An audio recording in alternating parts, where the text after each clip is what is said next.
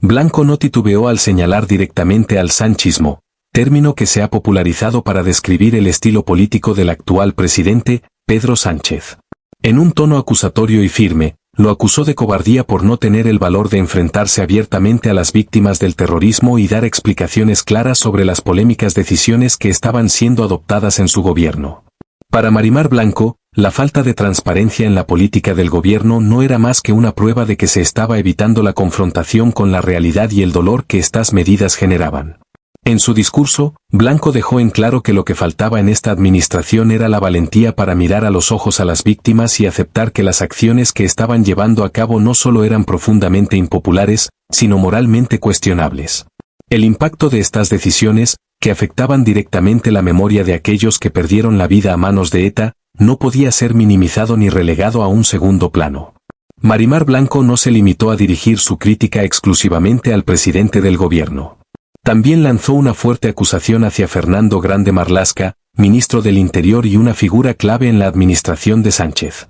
Lo calificó como el mayor traidor a las víctimas del terrorismo, una declaración que cargaba un peso emocional y político inmenso. Blanco recordó que Marlaska, quien en el pasado había sido conocido por su firme postura como juez en la lucha contra ETA, había dado un giro radical en su carrera al entrar en la arena política, traicionando, según ella, los principios que antes defendía con tanto fervor. Ahora, como ministro del Interior, Marlaska había permitido el acercamiento de presos de ETA a cárceles del País Vasco, una política que para las víctimas y sus familias era incomprensible y dolorosa. En su intervención, Blanco fue especialmente crítica con lo que consideró una promesa rota. Según ella, Marlaska había asegurado a las asociaciones de víctimas que no se permitirían los traslados de presos de ETA a cárceles vascas. Sin embargo, la realidad mostraba un panorama muy diferente. Marimar Blanco no solo denunció que esos traslados sí habían ocurrido, sino que afirmó que en la actualidad no quedaba un solo miembro de ETA fuera de las prisiones del País Vasco. Este hecho, en su opinión, revelaba el doble juego que Marlaska había estado llevando a cabo durante su mandato, actuando de una manera ante las víctimas y de otra muy distinta en su ejercicio del poder. Para Blanco, esta traición no solo afectaba la confianza de las víctimas, sino que representaba una traición a la memoria de aquellos que fueron asesinados por el grupo terrorista. La intervención de Marimar Blanco fue, sin lugar a dudas, uno de los momentos más emotivos y tensos de la jornada. Su discurso, cargado de dolor y determinación, dejó una huella imborrable en todos los presentes y logró eclipsar por completo el tema central que Pedro Sánchez había intentado imponer en la sesión, el debate migratorio. El eco de sus palabras resonaba en cada rincón del hemiciclo, convirtiendo el sufrimiento de una hermana que perdió a su hermano a manos del terrorismo en el centro de la discusión, mientras que las políticas migratorias quedaron relegadas a un segundo plano, casi irrelevante frente al peso de la memoria y la justicia que Blanco reclamaba. Este tipo de momentos no solo son difíciles de olvidar, sino que nos invitan a reflexionar sobre el rumbo que está tomando el país. ¿Estamos realmente dispuestos a sacrificar la memoria y la justicia en nombre de alianzas políticas? ¿Es este el camino que queremos para España? Es en estos puntos cruciales donde necesitamos más que nunca claridad, valentía y un sentido inquebrantable de lo que es correcto. Si te interesa profundizar en los temas políticos más importantes del momento, si deseas entender las implicaciones reales detrás de los discursos y las decisiones de los líderes de nuestro país, te invito a que te suscribas a nuestro canal, Detrás del Discurso. Aquí analizamos a fondo las declaraciones, los discursos y los movimientos políticos que dan forma a la actualidad de España. No te quedes en la superficie, únete a nosotros y descubre lo que realmente se esconde detrás de cada palabra. La carga simbólica de su presencia se intensificó aún más debido al momento político en el que se encontraba el país. La reforma legal impulsada por el gobierno, que otorgaba la posibilidad de una reducción de penas a presos condenados por crímenes terroristas, como el propio Chapote, había generado una ola de indignación en amplios sectores de la sociedad. Y la entrada de Marimar Blanco en el Congreso fue vista como un acto de valentía y de denuncia contra lo que muchos consideraban una traición a las víctimas.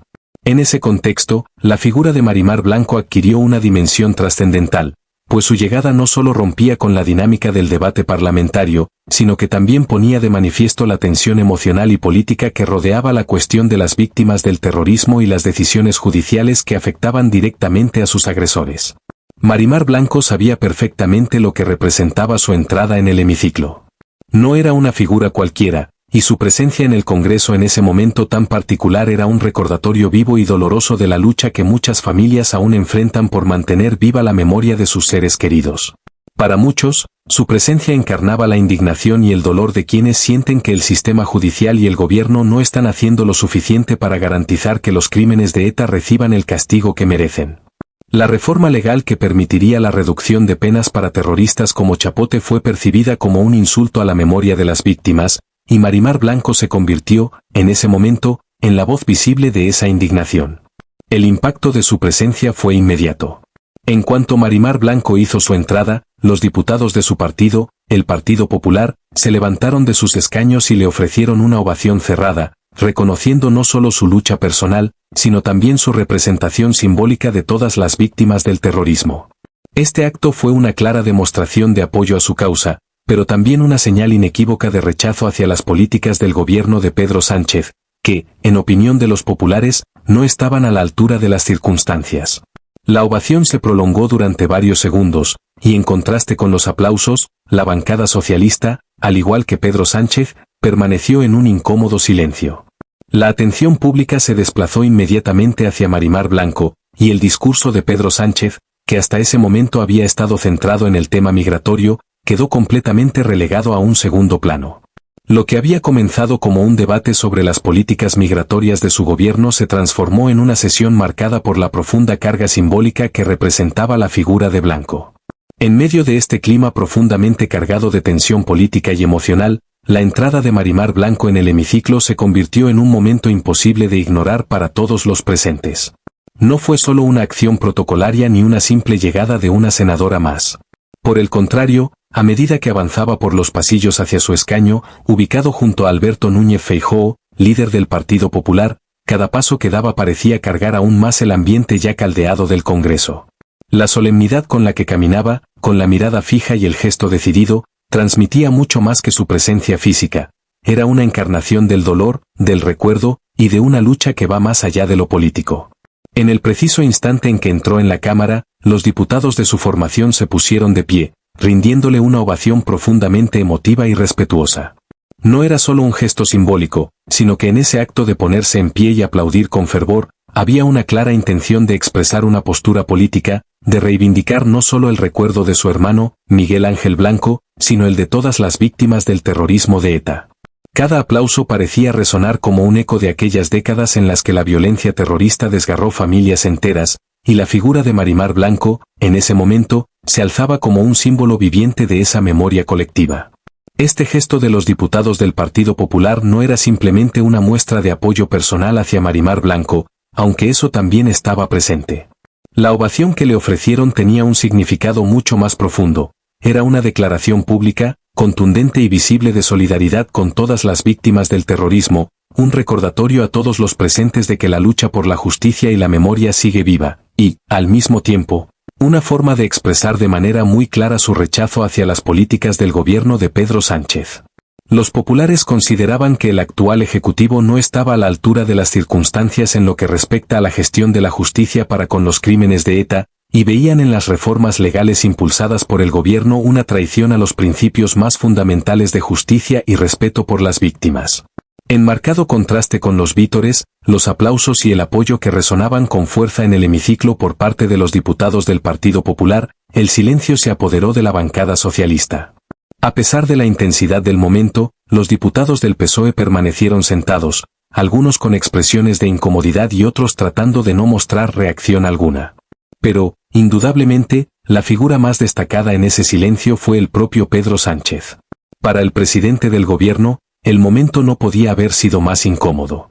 Su discurso sobre la política migratoria, que pretendía ser el eje central de la sesión parlamentaria, había perdido todo protagonismo ante el poderoso impacto emocional y simbólico que la entrada de Marimar Blanco generaba. Todo lo que tenía que decir sobre las medidas para gestionar la presión migratoria en España quedó relegado a un segundo plano, prácticamente irrelevante ante la carga emocional que ahora dominaba la sala. El tema migratorio, que sin duda también es un asunto de gran controversia y relevancia política, quedó eclipsado en ese momento. La atención de todos los presentes, incluidos los medios de comunicación que seguían la sesión en directo, se centró completamente en la poderosa imagen de Marimar Blanco sentada en su escaño, rodeada de vítores de apoyo de su propio partido. Era imposible ignorar la conexión entre su presencia y el dolor que ella, junto con tantas otras familias, había sufrido durante décadas de violencia terrorista. Su sola aparición servía como un recordatorio doloroso de esas heridas aún abiertas, y del debate en torno a cómo se está gestionando la justicia para con los responsables de esos crímenes. La intervención de Sánchez, que buscaba centrar la discusión en las políticas migratorias de su gobierno, había quedado enterrada bajo el peso simbólico del momento. El momento en el que Marimar Blanco decidió hacer su entrada en el Congreso no fue en absoluto casual ni accidental. Al contrario, su aparición estuvo meticulosamente calculada, tanto en el tiempo como en el contexto. No se trataba solo de asistir a una sesión parlamentaria más. Blanco eligió el preciso instante en que Pedro Sánchez ya llevaba más de media hora de intervención, un tiempo suficiente para que el foco estuviera completamente sobre el presidente del gobierno. Y fue en ese momento exacto, cuando la atención de la sesión estaba centrada en el discurso presidencial, que Marimar Blanco decidió aparecer. Con plena consciencia del impacto que causaría su llegada, utilizó ese espacio de tiempo para capturar toda la atención pública y política. Era imposible no fijarse en ella al caminar por el hemiciclo. Su presencia no solo marcaba un punto de inflexión en el desarrollo de la sesión, sino que se convertía en el tema central de toda la jornada. Su figura fue el epicentro de las miradas, y su llegada fue recibida con una ovación cerrada por parte de los diputados de su partido. Este gesto no solo era una muestra de respeto hacia Marimar Blanco como persona, sino que tenía una carga simbólica mucho mayor. Se trataba de una clara señal de respaldo a las víctimas del terrorismo, quienes, en opinión del Partido Popular, habían sido traicionadas por el gobierno de Pedro Sánchez tras la implementación de las últimas reformas legales que beneficiaban a los presos de ETA, entre ellos Chapote, el verdugo de su hermano. La ovación no solo reflejaba el respeto hacia la figura de Blanco, sino que también representaba un grito silencioso de protesta, una forma de decir que la lucha por la justicia y la memoria de las víctimas sigue siendo tan relevante hoy como lo fue durante los años más oscuros del terrorismo en España. La imagen de Marimar Blanco atravesando las puertas de la Cámara Baja y recibiendo una ovación de pie por parte de sus compañeros de bancada generó un impacto emocional y político que reverberó en todos los rincones del hemiciclo. La solemnidad del momento, unida a la intensidad del aplauso, convirtió ese instante en un símbolo vivo de la lucha por la justicia, el dolor de las víctimas del terrorismo, y el rechazo hacia unas reformas legales que habían sido vistas por muchos como un ataque directo a la memoria de quienes perdieron la vida a manos de ETA. Esta escena, en la que Marimar Blanco, hermana de Miguel Ángel Blanco, se erigía como una figura central, encapsulaba de manera perfecta el conflicto entre el gobierno de Pedro Sánchez y un sector de la sociedad que se sentía traicionado y abandonado. Hasta ese instante, el gobierno de Pedro Sánchez había mantenido una postura firme y sin intención aparente de modificar las controvertidas reformas legales que permitirían la excarcelación anticipada o la reducción de penas a 44 presos. Muchos de ellos miembros de ETA condenados por algunos de los crímenes más brutales y sangrientos de la historia reciente de España. Entre esos 44 presos, se encontraban figuras destacadas del grupo terrorista, cuyos nombres evocan aún hoy un inmenso dolor entre las familias de las víctimas y en la sociedad española en general. Para los críticos de esta reforma, que incluye a una amplia porción del espectro político y social, esta política era vista no solo como una traición a la justicia, sino también como un acto de negligencia moral que reabría las heridas de quienes sufrieron la violencia de ETA. La posibilidad de que estos individuos, responsables de asesinatos que marcaron a generaciones, pudieran ver reducidas sus condenas, o incluso salir en libertad anticipadamente, era un hecho que muchos no podían ni querían aceptar. El rechazo social ante estas medidas fue evidente desde el primer momento en que se dieron a conocer, y la entrada de Marimar Blanco en el Congreso no hizo sino intensificar esa sensación de indignación y dolor. Lo que para el gobierno parecía ser un esfuerzo por avanzar en una dirección política que buscaba consolidar alianzas parlamentarias y cumplir con ciertos compromisos, para una buena parte de la sociedad, y en particular para los familiares de las víctimas del terrorismo, representaba un paso atrás en la justicia. Una claudicación moral que no se podía justificar bajo ninguna circunstancia. La presencia de Blanco, aplaudida por los suyos y observada en silencio por el resto de la Cámara, fue una muestra visual contundente de que la lucha por la memoria y la justicia seguía tan viva como siempre, y de que el dolor no disminuye con el tiempo cuando las heridas se reabren con decisiones políticas percibidas como injustas. Antes de su entrada en el Congreso, Marimar Blanco había pronunciado unas palabras que rápidamente se difundieron por todos los medios de comunicación y que se convirtieron en una frase icónica, cargada de simbolismo y dolor. En referencia a la posibilidad de que Chapote, uno de los asesinos de su hermano, Miguel Ángel Blanco, y miembro de ETA, pudiera beneficiarse de las reformas legales impulsadas por el gobierno, Marimar Blanco expresó con una contundencia desgarradora: Chapote se va a comer las uvas en su casa mientras mi hermano está bajo tierra. Esta declaración, tan simple en su construcción como devastadora en su significado, resonó como un grito de indignación que cruzó las fronteras del hemiciclo y llegó a los corazones de una sociedad que ha vivido durante décadas con el recuerdo constante de la violencia terrorista. La frase de Blanco encapsulaba de manera perfecta el abismo emocional que separaba a las víctimas del terrorismo y a sus familias de las decisiones que se estaban tomando desde el gobierno. En pocas palabras, Blanco había logrado transmitir la brutal realidad de su situación. Mientras los verdugos de ETA empezaban a ver sus penas reducidas, las víctimas, como su hermano, permanecían para siempre bajo tierra, incapaces de regresar a una vida que les fue arrebatada de manera cruel e irreversible.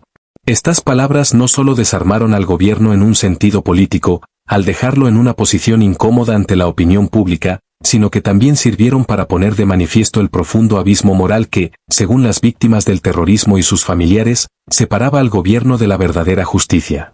Para Marimar Blanco y otros tantos que compartían su dolor, estas decisiones políticas representaban una herida abierta que se volvía aún más profunda cada vez que se hablaba de reformas legales que podrían beneficiar a los responsables de los crímenes más atroces cometidos por ETA. Una vez en el Congreso, y durante su intervención, Marimar Blanco no se limitó a exponer el dolor personal que la embargaba, aunque este era evidente en cada palabra que pronunciaba y en cada gesto que hacía. Blanco fue más allá, utilizando su plataforma no solo para recordar el dolor de su propia familia, sino para denunciar lo que ella consideraba un pacto oculto y deshonroso entre el gobierno de Pedro Sánchez y Arnaldo Otegi, líder de E-Bildu y antiguo miembro de ETA. Para Blanco, el acercamiento de presos de ETA a cárceles del País Vasco, una medida que había sido implementada en los últimos años, no era una simple coincidencia, sino el resultado directo de un acuerdo político destinado a asegurar el apoyo de E-Bildu en las votaciones clave, como la aprobación de los presupuestos generales del Estado. Según la senadora, lo que estaba ocurriendo en el país no era más que una serie de concesiones hechas por el gobierno para mantener su estabilidad parlamentaria a expensas de la justicia y la memoria de las víctimas. Blanco recordó, con notable precisión y claridad, que en los últimos años, decenas de presos de ETA habían sido trasladados a cárceles más cercanas a sus lugares de origen, un proceso que muchos consideraban un gesto de clemencia que, para las víctimas, resultaba incomprensible e inaceptable. Para Blanco, este acercamiento de presos no podía ser visto como una casualidad, sino como parte de una estrategia más amplia en la que el gobierno de Sánchez se había implicado en lo que ella describió como un pacto encapuchado, refiriéndose al pasado de Otegi y su conexión con ETA.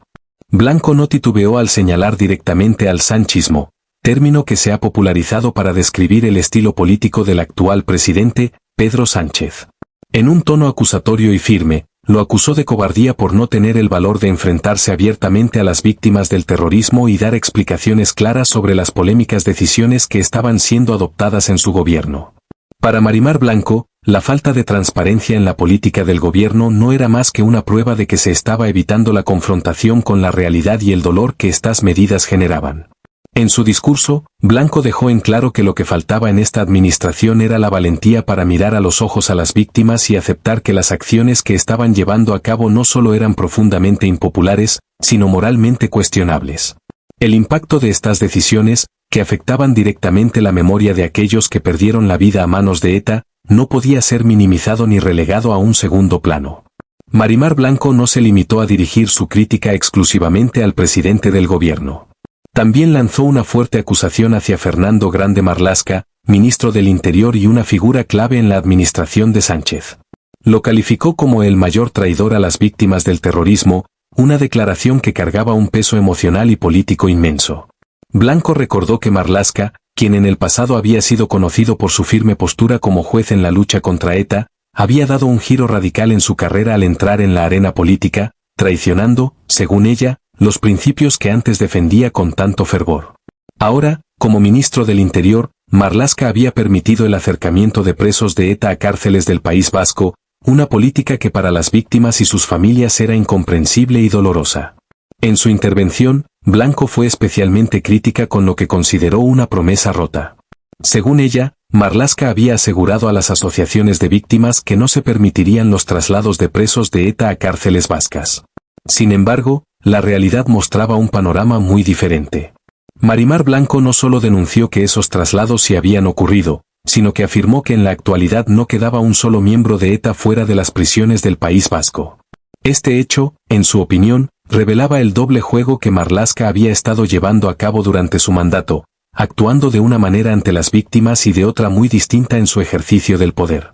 Para Blanco, esta traición no solo afectaba la confianza de las víctimas, sino que representaba una traición a la memoria de aquellos que fueron asesinados por el grupo terrorista. La intervención de Marimar Blanco fue, sin lugar a dudas, uno de los momentos más emotivos y tensos de la jornada. Su discurso, cargado de dolor y determinación, dejó una huella imborrable en todos los presentes y logró eclipsar por completo el tema central que Pedro Sánchez había intentado imponer en la sesión, el debate migratorio.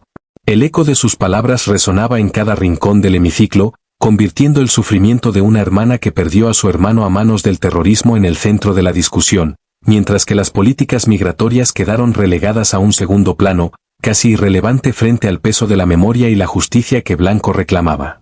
Este tipo de momentos no solo son difíciles de olvidar, sino que nos invitan a reflexionar sobre el rumbo que está tomando el país. ¿Estamos realmente dispuestos a sacrificar la memoria y la justicia en nombre de alianzas políticas? ¿Es este el camino que queremos para España? Es en estos puntos cruciales donde necesitamos más que nunca claridad, valentía y un sentido inquebrantable de lo que es correcto. Si te interesa profundizar en los temas políticos más importantes del momento, si deseas entender las implicaciones reales detrás de los discursos y las decisiones de los líderes de nuestro país, te invito a que te suscribas a nuestro canal, Detrás del Discurso. Aquí analizamos a fondo las declaraciones, los discursos y los movimientos políticos que dan forma a la actualidad de España. No te quedes en la superficie, únete a nosotros y descubre lo que realmente se esconde detrás de cada palabra.